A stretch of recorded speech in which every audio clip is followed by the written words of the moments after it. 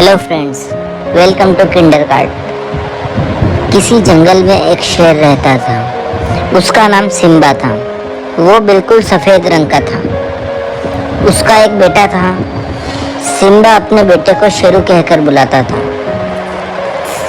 Simba अपने बेटे के साथ अक्सर घूमने जाता था, लेकिन सिम्बा शेरू को कभी भी अकेले घूमने नहीं जाने देता था, क्योंकि उस जंगल में एक बाघ भी रहता था जो सिम्बा से बहुत जलता था और वो शेरू को मारना भी चाहता था, लेकिन वो सिम्बा के रहते ऐसा कुछ भी नहीं कर सकता था। लेकिन एक दिन हुआ, उस दिन सिम्बा को दूसरे जंगल जाना पड़ा। वो जंगल काफी खतरनाक था और शेरू को वहां खतरा हो सकता था। सिम्बा शेरू को छोड़कर दूसरे जंगल चला गया। अब बाघ को मौका मिल गया, लेकिन अब भी वह शेरू को नहीं मार सकता था, क्योंकि जंगल के जानवरों से सिम्बा को यह बात पता चल जाती। फिर तो सिम्बा उसे बहुत बुरी मौत मारता।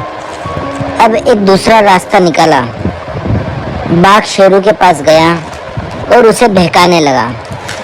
तुम्हें पता है, तुम्हारे पिता तुम्हें कमजोर समझते हैं, इसलिए वो तुम्हें कभी भी अकेला नहीं छोड़ते और कहीं भी अकेला नहीं जाने देते। फिर सिम्बा कहता है कि मैं ऐसा क्या करूं कि मैं ये साबित कर दूं कि मैं कमजोर नहीं हूं।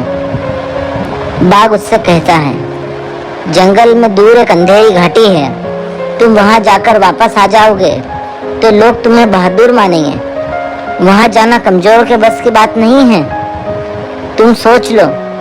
उसकी बात सुनकर शेरू घाटी की तरफ निकल जाता है। उधर वो बाघ भी उस घाटी के तरफ निकल जाता है और वहां छिप जाता है। अब वो इंतजार करने लगता है जैसे ही शेरू आएगा और वो उसे मार देगा और किसी को पता भी नहीं चलेगा। इधर सिम्बा के वापस अपने जंगल में लौटने का समय हो गया। जैसे ही वो लौटा, उसे रास्ते में भालू ने रोका और बताया, महाराज, शेरू को घाटी की तरफ जाते हुए देखा है। मैं काफी दूर से शेरू को देख रहा था, लेकिन जब मैं उसके पास पहुंचा, वो गायब हो गया। उसकी बात सुनकर सिम्बा बहुत तेजी से घाटी की तरफ दौड़ा। वहां जाकर सिम्बा ने देखा, शेरू धीरे धीरे घाटी की तरफ जा रहा है और सामने वो बाघ छुपकर खड़ा है। सिम्बा को सब कुछ समझ आ गया। बाघ शेरू पर हमला करने के लिए दौड़ा, लेकिन तभी सिम्बा बीच में आ गया और सिम्बा ने उस बाघ पर हमला कर दिया। सिम्बा के उस बाघ पर हमले करते ही बाघ मर गया और इसी तरह सिम्बा ने अपने बेटे की जान बचाई। अब शेरू कहता है, पिताजी, मैं तो आपको साबित करना चाहता था कि मैं कमजोर नहीं हूँ। इस पर सिम्बा ने कहा, मुझे पता है आप कमजोर नहीं हो, लेकिन अभी बेटा तुम छोटे हो, तुम्हें किसी को साबित करने की जरूरत नहीं है, तुम बहुत बहादुर हो। उसके बाद दोनों जंगल आते हैं।